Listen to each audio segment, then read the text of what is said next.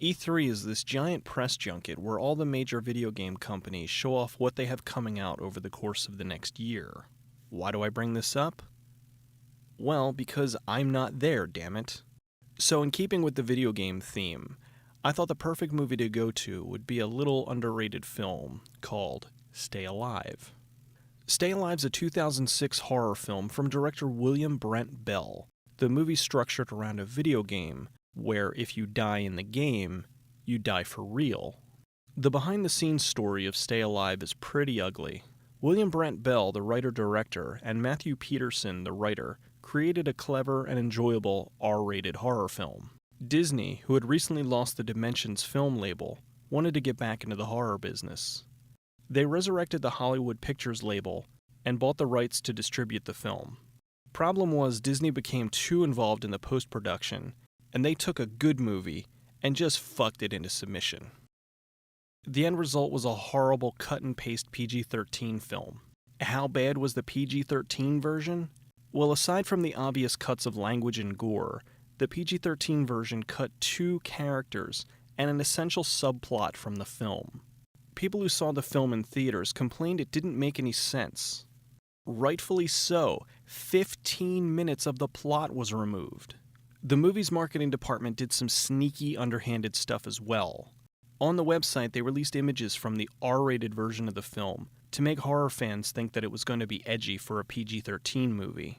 And it wasn't until people were in the theaters that they realized they were watching a completely neutered version of the film. Well, with all that unpleasantness out of the way, let's look at the real version of the movie, as the director intended. Stay Alive was shot in 25 days in New Orleans and was one of the last films to be made there before Hurricane Katrina. Loomis is playing a survival horror game. After he gets killed in the game, he calls his friend Hutch to tell him he's beta testing this game called Stay Alive. Gotta love Hollywood's version of a nerd. You take a good-looking guy like Milo Ventimiglia, mess up his hair, give him a beard, glasses, and oh no, nerd. So Loomis hears a noise upstairs, and what the hell? He finds his buddy banging his girlfriend wearing a pig mask. They tell him he needs a girlfriend, and he goes to sleep. Although I don't know if I could go to sleep knowing that this was going on in the other room. Loomis wakes up and finds his friends dead. He then gets hung like he did in the game. The director had this opening storyboarded and animated, and it was what he was using to shop the film around looking for a producer. In a bitter twist of irony, this same scene was one of the ones heavily edited for the PG-13 cut. Loomis's friend Hutch works at a law firm. He gets called into his boss's office. Now, the walkthrough says I dumped the ammo when the boss dies. I'm sorry, we're not still talking about Silent Hill 4, are we? Well, yes. Okay. Yeah, damn, all right. I don't know what else to tell you. I mean, you got the hyper blaster. Do I look like an asshole? Yes, I have the hyper blaster. Not sure why they're talking about Silent Hill 4.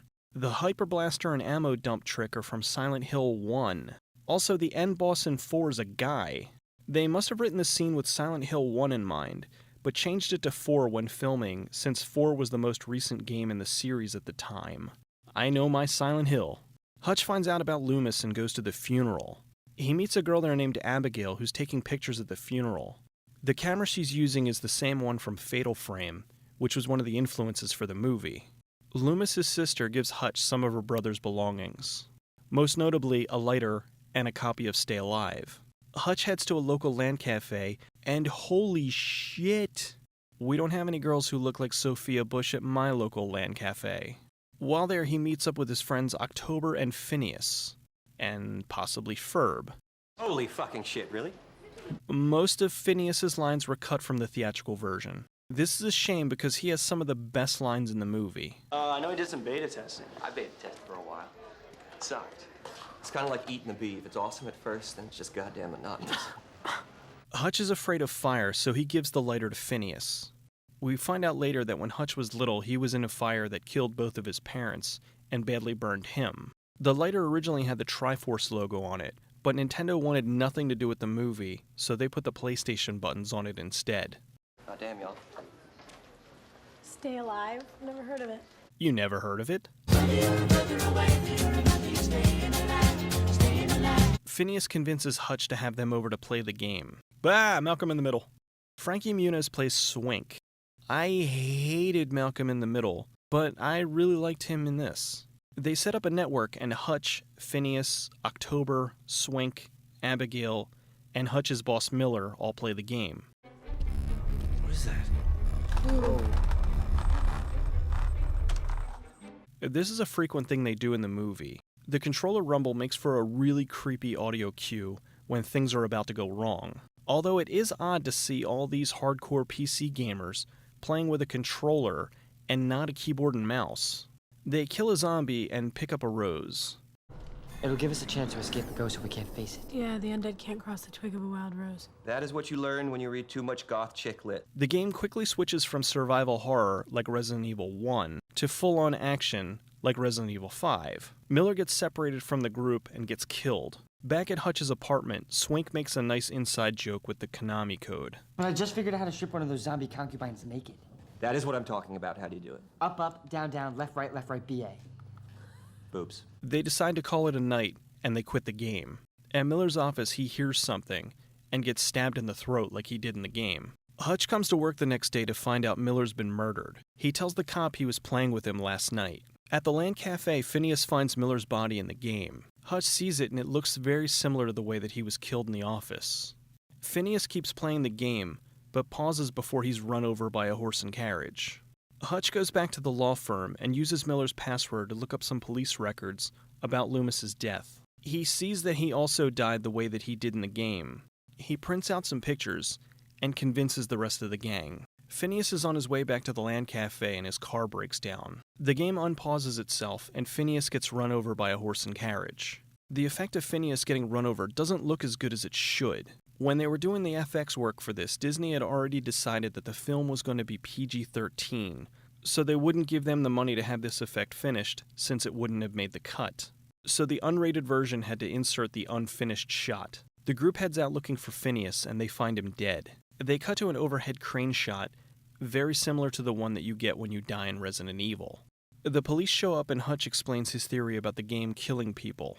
One of the cops plays the game and gets killed. This is another time when Disney fucked up the production. In the rated version, you can see the graphics and textures are all finished. In the unrated cut, they wouldn't give them the money to finish the effect, so that's why it doesn't look right. The officer heads to a store to ask about the game.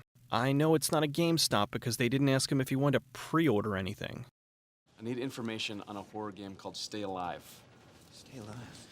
Never heard of it. You've never heard of it? Alright, this is just ridiculous. In the unrated version, the cop is pissed off after talking to the game store clerk, so he spits. In the theatrical cut, they remove the scene of him spitting. So now spitting is offensive? The death of the officer was also removed from the theatrical version.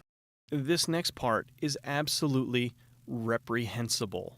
The next 10 minutes was completely removed from the theatrical version, and a large part as to why that version made no goddamn sense. Hutch and Abigail find out where the lead programmer for the game lives. They head there and meet the programmer.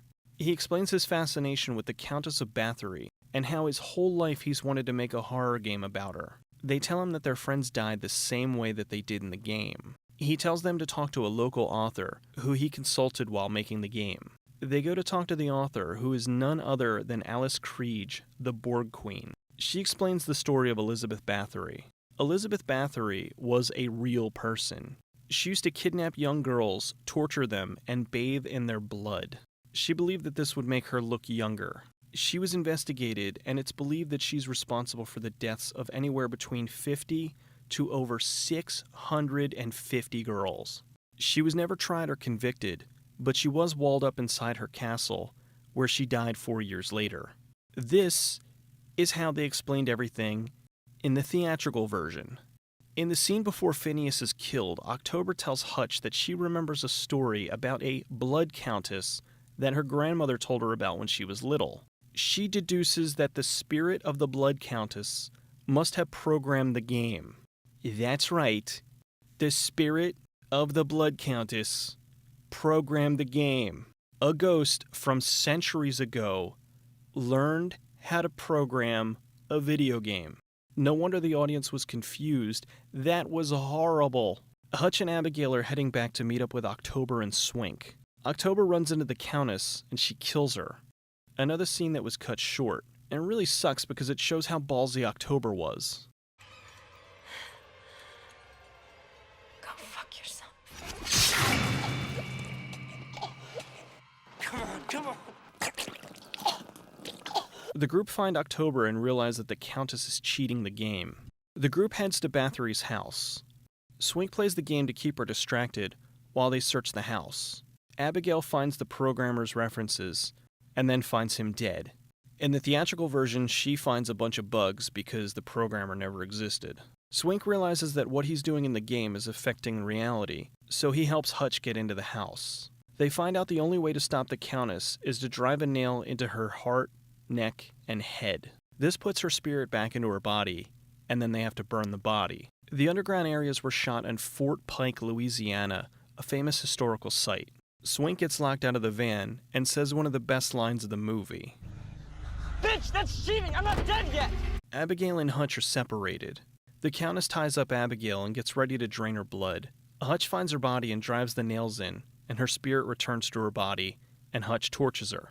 Abigail and Swink then help Hutch escape. The house was real and the cemetery was real, but the tower in the background is completely digital. The graveyard here early in the film was the same one that they used at the end. They just moved some plants around and changed camera angles. The movie fades to the game store from earlier in the film. He's opening up a shipment of Stay Alive, and then he begins to play it. Oh, that always irritates me. They open up the game, play it, and then still try to sell it to me as new. Game Informer helped the crew to design the look of the game disc, and even did an article on the movie. So there it is, the real version of the movie. Such a shame. The movie had potential to really connect with gamers, and while they did get some things wrong, like the Silent Hill reference, they got many things right. The camera from Fatal Frame, the opening that's similar to Resident Evil, Balls, the delicious gamer energy drink. At the very least, it seemed like these guys actually played and understood games. They brought in Cliffy B as a game consultant to help them to make sure that the movie was as correct as possible. So many movies about games are often written or produced by someone who has no clue about video games. That's why whenever there's a gamer in a movie, it's often treated like this. Oh, hurry up, man. Boss is coming in. Dude, almost got it. Hey guys, finished testing that game yet? I've got another one I need designed. We just finished level 3 and need to tighten up the graphics a little bit. Great. Hey, I can't believe we got jobs doing this. I know. And my mom said I would never get anywhere with these games.